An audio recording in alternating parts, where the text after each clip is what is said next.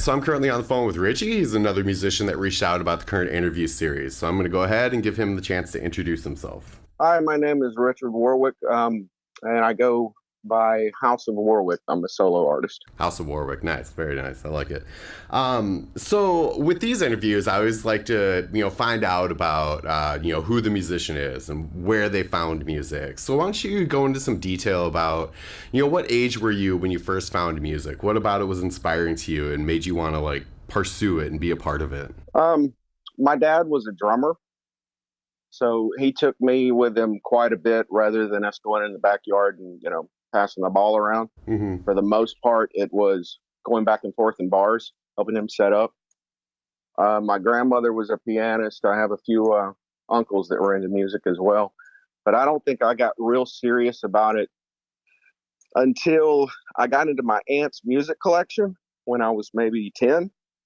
And she was big into a lot of the hair metal back in the 80s. Sure. And yeah, so I remember, I think being 11 for my birthday, my mom gave me some money and she's like, "What do you want?" So I immediately, got her to take me to Radio Shack and picked up a copy of Shout at the Devil from Motley Crue.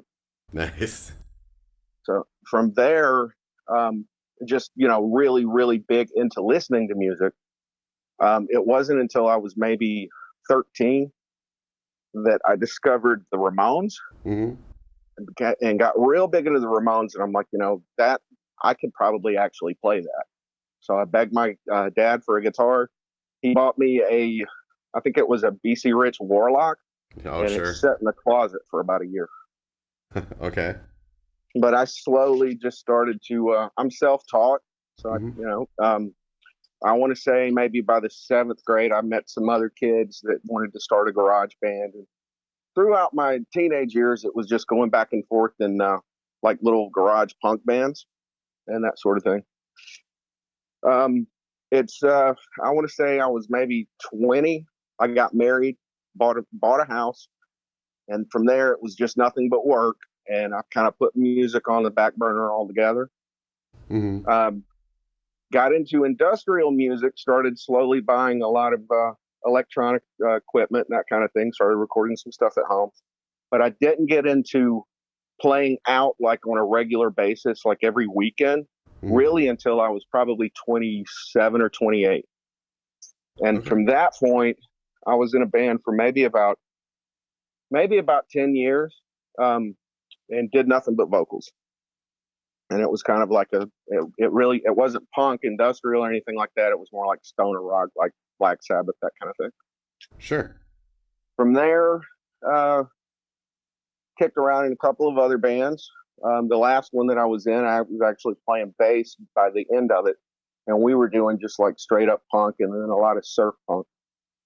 That, I want to say, ended around 2017. And, after 20 some odd years of playing back and forth in bands so much, it just got to that point to where it's like, I just don't want to be out till 4 a.m. anymore, Mm-hmm. every weekend. So now, since about 2017 or so, I've just been recording everything at home when I have an opportunity, and released a lot of stuff off of. I've got a couple albums that are on like Spotify and Apple Music, and basically any place you can download.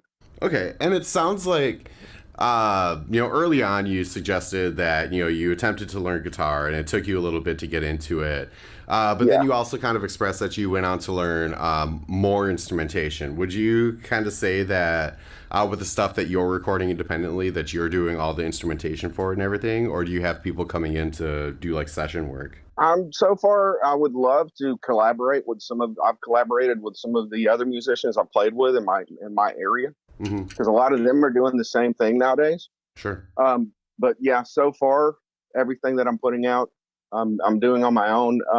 I did have one friend who did a really good solo for me on one of the songs a couple of years ago.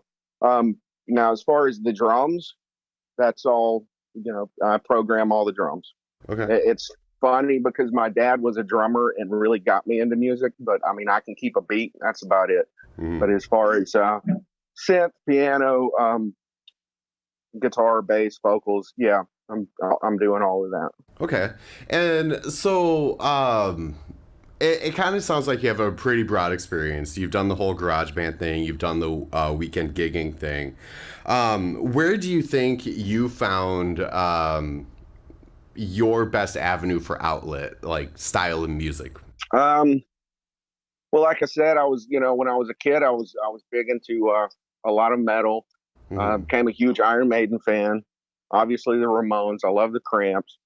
Um, I also am really big into a lot of the new wave stuff from the '80s, and I'm also a big fan of Typo Negative, Hmm. Bjork, Skinny Puppy, um, David Burns, Hmm. Talking Heads. I mean, I kind of like everything. Sure. Um, there for a long time though, it was basically just like I didn't even pick a guitar up for Hmm. the most part in my 30s either. Um, it was more of vocals, just basically just doing vocals. Just Sure. in the last 3 or 4 years have I really kind of approached the guitar as a serious deal again. Okay, and so that kind of leads into my next question of, you did say that you are recording and producing, you're putting stuff out there. So, how do you identify the type of content that you want to make? Like, what is the inspiration for the lyrics that you write, essentially? Mm, for the most part, just um, life experiences. I don't have a lot of time anymore with the job that I have, but I love to read, and I love a lot of fantasy horror type stuff. For a long time, that's where a lot of things would motivate me to write. Nowadays, it's just when I have the time and have the time to sit down to write something, I'm not going to stop that day until I have the song, and it's kind of hard to explain where that comes from. It just happens. I couldn't imagine a world without it. We'll put it that way. Sure, definitely. So, why don't you give me some detail about the current project that you have? What is it? What are you doing with it? What are your hopes for it? Just some background information about it. It is. I mean, it's rock, but it's more like an alternative kind of '90s sort of style. But at the same time, I have a lot of '80s new wave influences in it. So there's a lot of keyboard work in there as well. It's not real sure what you would call it. I mean, I would just call it probably alternative rock. Okay. Um, it's And Go ahead. are you planning on doing any shows with it? I know you mentioned you're kind of at the point where you're just a studio Yeah, that musician, but. that's the thing. I've played out so much throughout the years that Mhm. it is a possibility, and I've had musicians I've played with before. They approach me periodically, and they're like, "Hey, you want to get something together?" That kind of thing. Mhm. Um, I'm not to that point to where I just have the desire to do that again. Okay. So for the most, what I'm doing with this is I'm recording more or less for myself as kind of a therapeutic kind of deal. And then I'll release it, and hopefully, I get some few sales out of it. You probably know you don't make anything off the streams, Mhm. but I've been lucky enough the last few years that I'm making enough money to where like if something breaks, I don't have to dip into my day job money. Sure. Well, at least But is that. Yeah, at least the hobby is sustaining itself. yeah, exactly. Exactly. I think all musicians, because everything I've ever been in has always been original stuff, and all musicians when they start out like that and they start playing out and they're playing in bands, they all want to quote make it, Hmm. and that's not so. It's a lot harder than what people think. Right, and Uh, it takes a lot more work than what people want to admit too. it has to become your life, Yeah. more or less. It's got to be an everyday thing. And I'm Well. to that point to where I'm happy where my life is, Hmm. and I can't imagine not playing music. So I'm going to continue doing that. Hmm. I've had a few things that have been used for like some B horror movies, so that made me happy. Sure. Um, Yeah, that's very cool. and I've got I don't have a whole lot of followers on Spotify right now. I think maybe there's about 700 some odd followers, but that's that makes me happy. Somebody's listening to it. Right, right. Awesome. So you kind of mentioned there that you intend to keep doing it because you can't picture yourself without it. But do you see some sort of larger objective over the next several years? I don't know. When I was younger, probably not real sure now. I think that what I'm really concentrating on outside of releasing all of this stuff, I'm also taking quite a bit of it and trying to trying to sell it to other things. Hmm. That I would like to definitely try to get into that, make a little more side money, maybe get some things in some games, commercials, that sort of thing. As far as the desire to find the people and start a band with what I'm doing and get out there playing again, it's just that's so much work. I don't think that I could have time to do that between balancing my home life and my work life. Okay. So with all the time that you have spent in music, all the shows and everything that you played, what are the memories that have stuck with you and keep you motivated to keep going? Um, I've done it for so long that I'm always going to walk away with like different things from different musicians. You always learn new things, or producers that you've worked with, or recording engineers, that kind of thing. As far as a favorite memory, um, I would have to say, I can't really think of anything particular other than when you're playing in a band. A lot of people will tell you that one of the things that they love the most about it is being on stage with that audience, feeding back and forth with one another. If you have a good night, my favorite times were always. Some people will tell you their favorite time was recording in the studio. My favorite times have always been practice.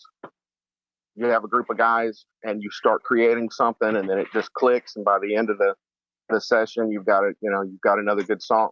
um I don't know if that really answers the question, but Sure. Absolutely. Those practice sessions, those can be the best points because that's when you kind of really can like relate to the people that you're playing with and, yeah, interact with them I on a mean, more personal level. right. I mean, there's pros and cons to like anything really. Hmm. With playing with a group and then doing it on your own, if you're doing it on your own, then you have obviously the creative control. You can do it at your own pace. You don't feel pressured into having to schedule a practice time or this or that, or compromise with anyone. But you can easily get lost in your head. Yeah, definitely. Yeah. Whereas, yeah, I mean, if you're playing with a group of people, then there's nothing like sitting down and creating something together and vibing off one another. Awesome. So you did mention that you do have some stuff out there. So where can people check out your stuff and take a listen to you? You can find it on Spotify, Apple Music, YouTube. I mean, basically any place that you can go and download music. So I've got it all up on those deals. And again, it's House of Warwick. I think I've got maybe 3 albums out, and I'm currently working on another one right now. Okay, cool. So I always like to give the person I'm interviewing the opportunity to put out their last words. So just a message that you feel resonates with you that you want to put out there. Mm, be kind to one another. You know, don't get wrapped. We're in a, and I think it's always been this way. But the last couple of years, especially in this country, you have a lot of people bickering back and forth about a lot of things. But at the end of the day, man, we're all the same. Just be nice to each other.